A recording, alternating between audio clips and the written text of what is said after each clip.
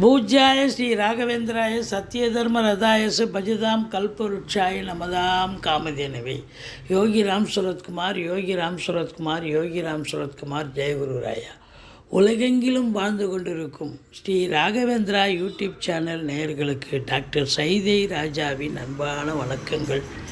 நாம் இப்பொழுது இந்த எபிசோடில் வார ராசி பலன்கள் வாக்கிய பஞ்சாங்க அடிப்படையில் 13/5/2024 முதல் 19/5/2024 வரைக்கும் உள்ளடக்கிய நாட்களுக்கு கிரகங்கள் எப்பேற்பட்ட பலன்களை ஒவ்வொரு ராசிக்கும் வழங்கப் போகிறது என்பதை பார்க்க போகிறோம். அதற்கு முன் எங்களுடைய சேனலை பார்த்து கொண்டிருக்கும் அன்பர்கள் இதுவரைக்கும் சப்ஸ்கிரைப் செய்யாதவர்கள் சப்ஸ்கிரைப் செய்து கொள்ளும்படி கேட்டுக்கொள்கிறோம்.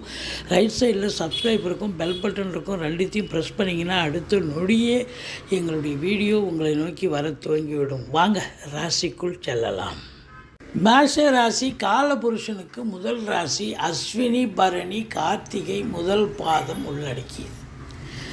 இந்த மேஷ ராசிக்கு இந்த வார கிரகங்கள் எப்பேற்பட்ட பலனை வழங்கப் போகிறது? சுமாரான பலனை வழங்குமா, இல்லை சூப்பரான பலன்களை வாரி வழங்கப் போகிறதா? உங்கள் ராசிநாதன் செவ்வாய் பகவான் 12ஆம் இடத்தில் ராகுவின் பிடியில் இருக்கிறார். இப்போ மேஷ ராசி அன்பர்களுக்கு இந்த வாரம் வேலையிலே ஆகட்டும், இல்லை தொழிலில் ஆகட்டும், இல்லை நட்பு வட்டாரம் உறவினர்கள் வட்டாரம் ஆகட்டும், ஒரு பின்னடைவை சந்திக்கக்கூடிய ஒரு நெருக்கடிகள், ஒரு பிரச்சனைகளை சந்திக்கக்கூடிய ஒரு அமைப்பு இருக்கும். ஒரு சிலருக்கு வெளியூர் வெளிநாட்டு பயணம் அப்படின்னு இல்லை வெளியில் போகக்கூடிய நிலை இருக்கும். எது எப்படி இருந்த போதிலும் ராசியை வேறு சனி பகவான் பார்க்குறார். இப்போ ராசியை சனி பகவான் பார்க்குறார் அப்படின்னாக்கா அங்கே ராசியில் சூரியன் ஒரு நாள் தான் இருக்கார். அதுக்கப்புறம் சூரியன் ரிஷபத்துக்கு போயிடுறார். சுக்கிரன் அங்கே 2 கூடிய சுக்கிரன் அங்கே உட்காந்துருக்கார். இருந்தாலும் பல வரவு இருக்கும், ஆனால் கொடுக்கல் வாங்கலில் கொஞ்சம் பிரச்சனைகள் ஏற்படும் அப்படின்னு சொல்லலாம். மற்றபடி உங்களை பொறுத்தவரையிலையும் ராசியை சனி பார்க்குறது ஒரு மந்திரிச்சு விட்ட மாதிரி இருப்பீங்க, டென்ஷனாக இருப்பீங்க, பரபரப்பாக இருப்பீங்க. ஒரு எந்த வேலையை எப்போ எடுத்து செய்யணும்னு ஒரு சூதனமான ஒரு நிலை இருக்காது. டிலேனஸ் இருக்கும், காலதாமதத்தை எடுத்துக்கொள்வீர்கள். அதையும் தாண்டி உங்களுக்கு 5ஆம் இடத்துல பார்த்தீங்கன்னா பூர்வீகத்தில் ஏதாவது பிரச்சனைகள் வரணும். யாராவது அக்கம் பக்கம் இருக்கிறவங்க உங்கள் இடத்துக்கு ஆட்டையை போடுறதுக்கு இது வரைக்கும் இடம் இருக்குது, அது வரைக்கும் இடம் இருக்குதுன்னு சும்மா ஏதாவது ஒரு சீன் போடலாம். பட் நீங்கள் குலதெய்வ வழிபாடு இந்த வாரம் உங்களுக்கு கண்டிப்பாக வேணும். குலதெய்வம் இஷ்ட தெய்வத்தினுடைய வழிபாடு பெரியவங்களுடைய ஆசீர்வாதத்தோடு போங்க, எந்த ஒரு பிரச்சனையும் வராது. அது மட்டும் இல்லை, பிள்ளைகளுக்கும் இடர்பாடுகள் வரும். பிள்ளைகளுக்கும் உங்களுக்கும் கான்ட்ரவர்சி வரும், இடர்பாடுகள் வரும். ஆனால் முதல் ஒரு நாள் தான், அதுக்கப்புறம் கடைசி 6 நாள் 5ஆம் இடத்து அதிபதி 2ல் வந்து உட்காந்துருக்கார், குருவோடு இருக்கார். அப்போ பிள்ளைகளுக்கு எந்த ஒரு பிரச்சனையும் இருக்காது. மற்றபடி 2ஆம் இடத்துல குரு இருக்கிறதுங்கிறது உங்களுக்கு ரொம்ப ஒரு அற்புதங்க. நல்ல பண வரவு இருக்கும், குடும்பத்தில் நிம்மதி இருக்கும், சந்தோஷம் இருக்கும், குதூகலம் இருக்கும். பிள்ளைகளுக்கும் உங்களுக்கும் இது நாள் வரைக்கும் இடர்பாடுகள், ஆனால் இனி அவங்க என்ன கேட்குறாங்களோ அந்த கோர்ஸில் சேர்த்து விடுவீங்க, படிக்க வைப்பீங்க. ஸோ உங்கள் சக்திக்கு மீறி சேர்த்து படிக்க வைக்கக்கூடிய ஒரு நிலை இருக்குது. என்ன கல்வி கேட்குறாங்களோ அந்த இன்ஸ்டியூஷனில் நீங்கள் சேர்த்து விடுவீங்கன்னு சொல்லலாம். பட் இருந்தாலும் சந்தோஷ குறைவு ஏற்படும் இந்த வாரம். 5ஆம் இடம் சந்தோஷமாக இருக்கிறது. சீட்டாட்டம், ரேஸு, லாட்ரி, இது போன்ற ஸ்பெக்குலேஷன், ஷேர் மார்க்கெட், இதெல்லாம் ஈடுபாடு உள்ளவர்கள் கொஞ்சம் எச்சரிக்கையாக இருக்க வேண்டும். மற்றபடி 6ஆம் இடத்தை குரு பார்க்கிறார்.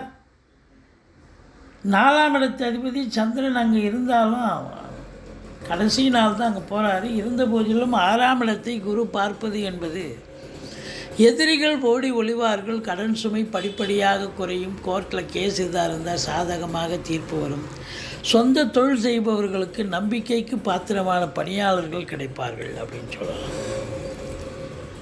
7ஆம் இடத்து அதிபதி சுக்கிரன் ராசியில் அமர்ந்து 7ஆம் இடத்தை பார்க்குறார். கணவன் மனைவிக்குள்ள ஒற்றுமை அனுசரணை இருக்கும். இருந்தாலும் சனி பார்வை பெற்று இருப்பதால் வாழ்க்கை துணை அல்லது மனைவிக்கு தேக ஆரோக்கிய குறைவோ இல்லை வேலை பார்க்குற இடத்துல டென்ஷன் பரபரப்போ இருக்கக்கூடிய ஒரு சூழல் இருக்கும். மற்றபடி 8ஆம் இடத்தை குரு பார்ப்பதால் திடீர் அதிர்ஷ்ட வாய்ப்புகள் தேடி வரும். வரா கடன்கள் வசூலாகும். இப்போ பழைய கடன் இருக்கும், எங்கப்பா அவங்கெல்லாம் தரப்போகிறாங்க அப்படிங்க, அதான் பார்த்தா ஒன்றும் கொண்டாந்து கொடுப்பாங்க. உங்களுக்கே ஆச்சரியமாக இருக்குது, நமக்கு அதெல்லாம் நடக்குது அப்படின்னு. அந்த அளவுக்கு வரா கடன்கள் சொந்த தொழில் பண்ணுறவங்களுக்கு அது கண்டிப்பாக 1-2 வசூலாகக்கூடிய ஒரு நிலை. 9ஆம் இடத்து அதிபதி 2ஆம் இடத்துல உட்காந்துருக்கார். பாக்கியாதிபதி 2ஆம் இடம் குடும்பஸ்தானத்தில் உட்காந்துது. குடும்பமே ஒரு பாக்கியமாக இருக்கக்கூடிய ஒரு நிலை, நல்ல தனபாக்கியம் ஏற்படக்கூடிய ஒரு அமைப்பு. உங்கள் சொல்லுக்கும் செயலுக்கும் மதிப்பு மரியாதை கிடைக்கக்கூடிய காலகட்டம். தொழில் புதுசாக தொழில் துவங்க நினைக்கும் இளைஞர்களாகட்டும், இல்லை யாராக இருந்தாலும் சரி, அல்லது ஒரு சில தொழிலை கூட மாற்றி அமைக்கலாம். அந்த தொழிலில் ஒன்றும் லாபம் இல்லைங்க, தொழிலையே மாற்றலாம். இல்லை இடமாற்றங்கள், தொழிலில் இடமாற்றம் பண்ணலாம். இல்லை உத்தியோகத்தில் ஒரு சிலருக்கு தேவையான ட்ரான்ஸ்ஃபர் ப்ரொமோஷன் கிடைக்கலாம். ஒரு சிலர் உத்தியோகமே படித்து முடித்த இளைஞர் உத்தியோகத்துக்கு முயற்சி பண்ணுவாங்க. எந்த துறையில் முயற்சி பண்ணுறீங்களோ அந்த துறையிலேயே உங்களுக்கு வேலை வாய்ப்புகள் கிடைக்கும். 11ஆம் இடத்து அதிபதி 11ல் இருக்கிறதால தொழிலில் உத்தியோகத்தில் எந்த ஒரு குறைபாடும் இல்லை, நல்ல ஒரு சம்பாத்தியம் இருக்கும் அப்படின்னு சொல்லணும்.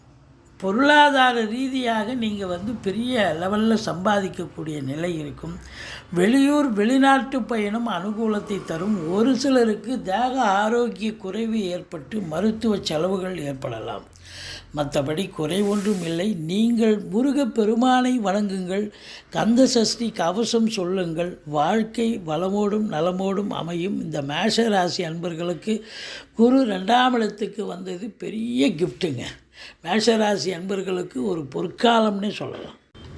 எங்களுடைய வீடியோ பிடிச்சிருந்தால் லைக் பண்ணுங்கள், ஷேர் பண்ணுங்கள், சப்ஸ்கிரைப் பண்ணுங்கள். மறக்காமல் சப்ஸ்கிரைப் பண்ணுங்கள். நன்றி. வாழ்க வளமுடன்.